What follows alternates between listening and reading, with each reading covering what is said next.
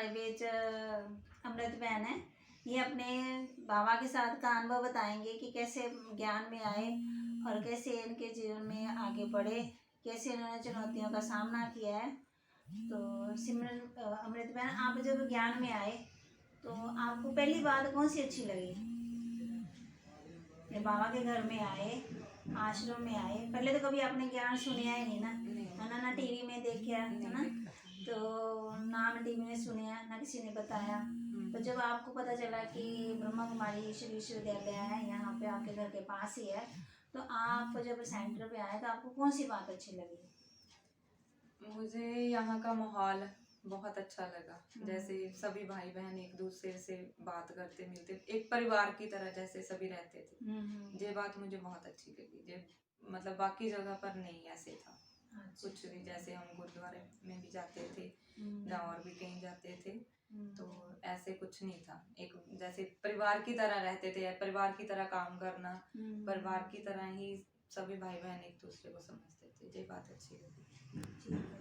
तो जैसे सुना है कि आपके युगल चलते ज्ञान में, है ना? जी, वो बचपन से चलते हैं। तो थोड़ा उन्होंने ज्ञान गुण सुनाया आपको कि नहीं? जैसे जब आपकी शादी हुई दिसंबर 2006 में शादी हुई, तो उसके बाद जनवरी 2007 में मैंने ज्ञान लिया। बीके रेवती दीदी से लिया था ज्ञान।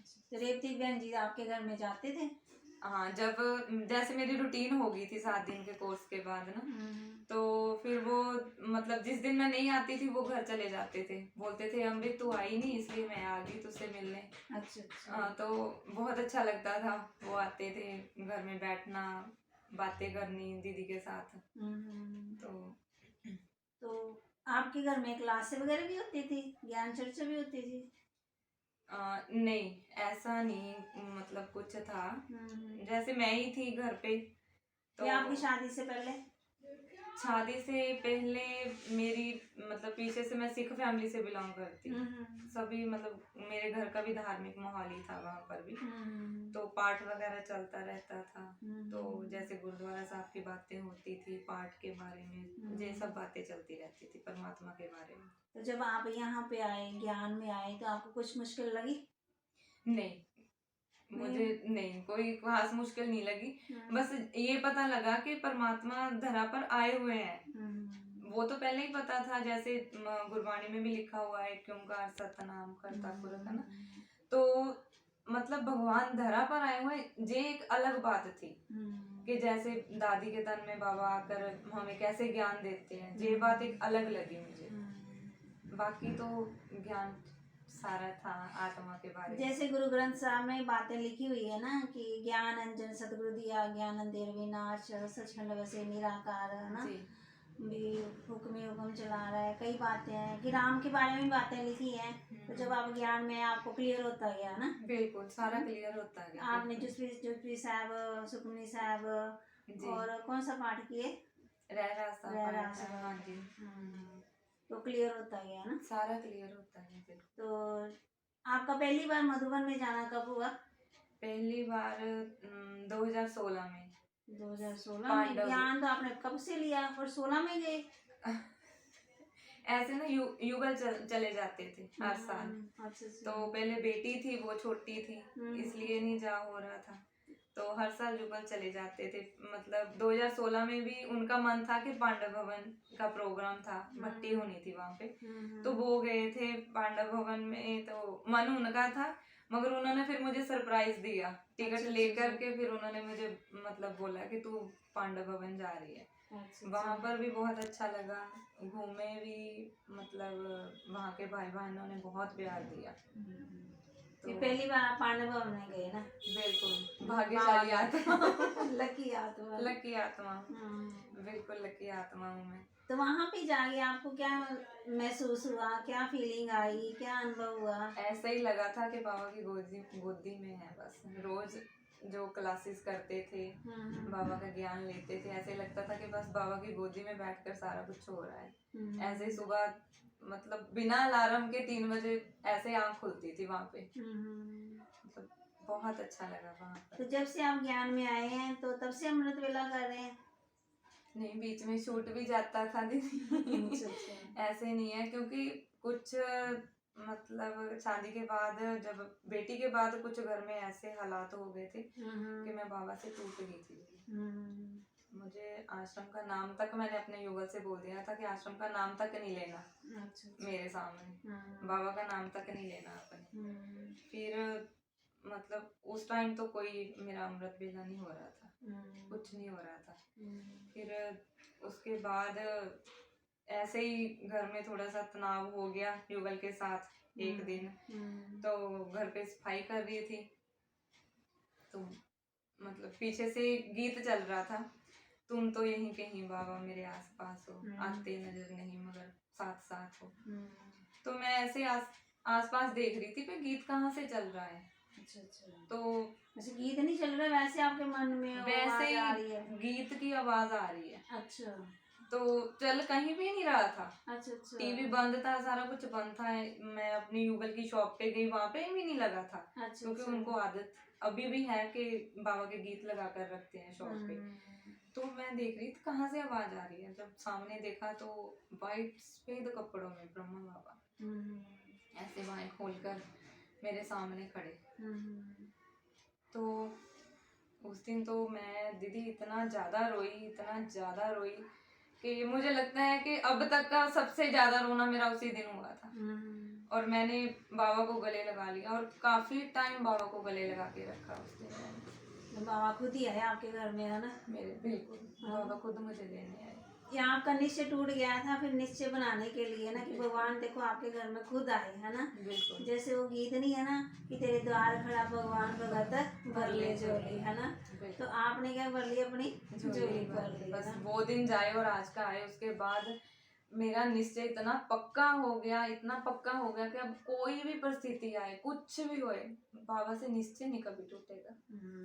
क्योंकि वही जो बात है हमारे जीवन में आगे बढ़ाती है ना? हमें बल दे रही है ना, शक्ति दे रही है ना, है ना? कि बाबा मेरे साथ है, बाबा मेरे साथ खड़े हैं, है ना? कि मैं बाप की गोदी में हूँ। और कोई अपना अनुभव सुनाए। अनुभव तो बहुत है। अनुभव और दीदी हुण केड़ा अनुभव मैं सुनावां? अनुभव पांडव भवन का है दीदी। जैसे वहाँ पे रोज सुबह उठकर ना शांति स्तंभ पे हम जाते थे मेडिटेशन करने के लिए। तो योग करते करते ना मुझे ऐसे लगा कि मतलब पिलर के पीछे से ना कोई वाइट साड़ी में खड़ा सभी बच्चों को देख रहा है। अच्छा। तो फिर मैंने मेरा योग की तरफ से ध्यान हट गया, शांति समय बैठे हुए हैं।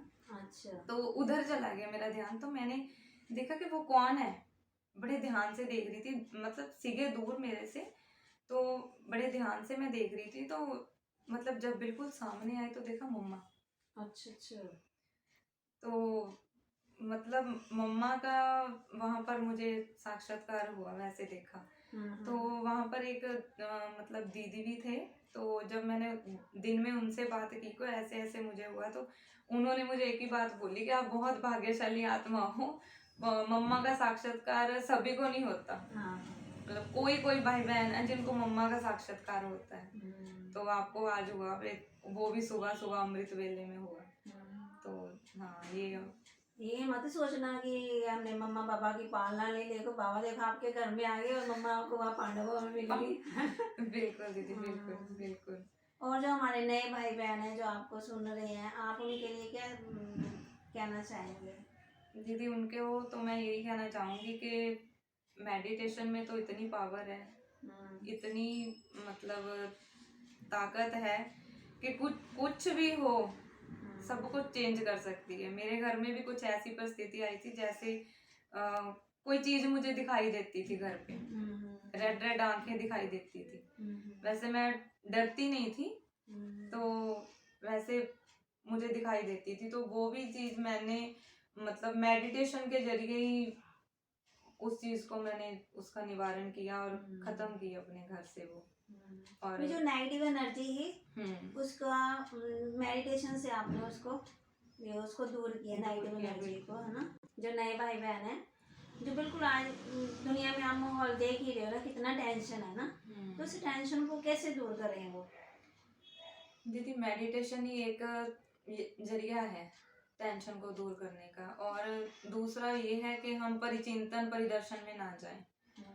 किसी कोई भी बात अगर कुछ भी कोई बोलता है उसको पकड़ के ना रखे। वो हमारे ऊपर है कि हम 1 मिनट उस बात को छोड़ने को लगाते हैं, 10 मिनट लगाते हैं, 10 घंटे लगाते हैं। किसी के बारे में ना सोचें। अगर किसी को माफ भी कर दें, अगर उससे कोई गलती हुई है तो माफी दे भी दें, माफी मांग भी ले अगर हमसे गलती होती है तो मेडिटेशन हम ज्ञान लें बाबा के घर में आकर। जहाँ जहाँ भी जो भी भाई बहन बैठे हैं उनके पास मेडिटेशन जो है वो मेडिसिन का भी काम करती है। जैसे हम खाना बनाते हैं तो हमारा मन कैसा है वही प्रभाव खाने पर पड़ेगा। जो जिसने भी वो खाना खाया उसका मन भी जैसा कहते हैं ना कि जैसा अन्न वैसा मन। अगर खाना खाना है वाइब्रेशन देकर खाएं, पानी पीना है तो भी वाइब्रेशन देकर पिए ना। तो ऐसे ही मतलब तनाव मुक्त भी हो सकते हैं। घर की परिस्थितियां जो आती हैं, घर में जो तनाव होता है सारा खत्म हो जाएगा बाबा के ज्ञान से। जैसे अब पहले मेरे बच्चे भी नहीं ज्ञान में थे, अब उन्होंने भी 7 डेज कोर्स किया है बच्चों में। आश्रम में भी 3 बच्चे हैं मेरे, एक बेटी है और 2 बेटे हैं। चौथा शिव बाबा है। शिव बाबा है बेटा होगा। बिल्कुल। तो इनके जैसे छोटे छोटे बच्चे हैं आपके, कितने एज के हैं वो? बेटी है 12 साल की, तो बेटे हैं 9 साल के।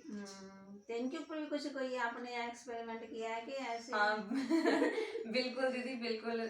जैसे बेटी को गुस्सा बहुत आता था। अच्छा। आपस में लड़ते झगड़ते बहुत थे, तो इनको भी वैसे खाना बनाते वक्त तो चलो मैं बाबा के गीत जहाँ कोई क्लास वगैरह लगा लेती हूँ, तो उसका तो कोई ठीक नहीं। इनको वाइब्रेशन जैसे देनी है सुबह उठकर। ये शांत आत्मा है, तीनों इनका आपस में बहुत प्यार है। कुछ भी आप बोलना है ना अपने बच्चों के बारे में, जो भी आप चेंजेस चाहते हैं अपने बच्चों में, वो ऐसे गुड वाइब्रेशन देनी है जितना हो सके बच्चों के प्रति, और बच्चों को भी सिखाना है। बिल्कुल है ना, बच्चों को सिखाते करते वो मेडिटेशन करते हैं दीदी। रात को सोने टाइम भी करते हैं और सुबह उठकर भी, मतलब जब वो उठते ही हैं तो सुबह उन्होंने यही बोलना है कि गुड मॉर्निंग शिव बाबा। देखो इन्होंने अपने बच्चों का मतलब जीवन का सुधार करने के लिए मेडिटेशन का जरिया अपनाया, तो हम भी यही चाहेंगे कि आपके बच्चे भी मेडिटेशन सीखें और उनको सिखाएं और जीवन अपना खुशहाल बनाएं। और कुछ कहना चाहिए आप नए भाई बहनों के लिए? नए भाई बहनों के लिए तो और योग पूरा ध्यान से करें और योग की प्रॉपर विधि से करें। पहले आपको विधि पता होनी चाहिए कि योग की क्या विधि है, कैसे करना है।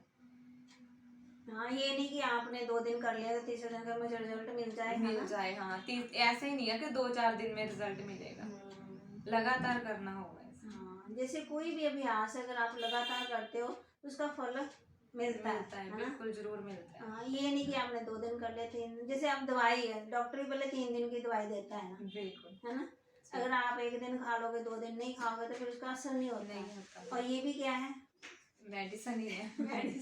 मेडिटेशन भी है और मेडिसिन शरीर को भी ठीक करती है और आत्मा को भी ठीक करती है ना। तो आपका बहुत बहुत धन्यवाद, आप हमारे चैनल पे आए, दूसरों को बताए, अपना अनुभव बताया।